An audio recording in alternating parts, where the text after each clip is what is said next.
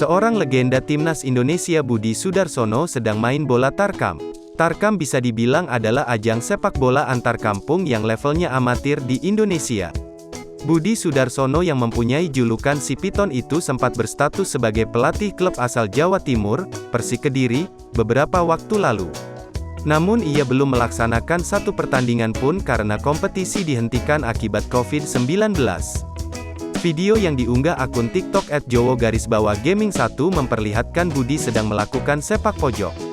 Budi tampak mengenakan kostum serba hitam dengan nomor punggung 507. Lengkap dengan ciri khasnya, ia terlihat memakai ikat kepala di rambutnya yang gondrong.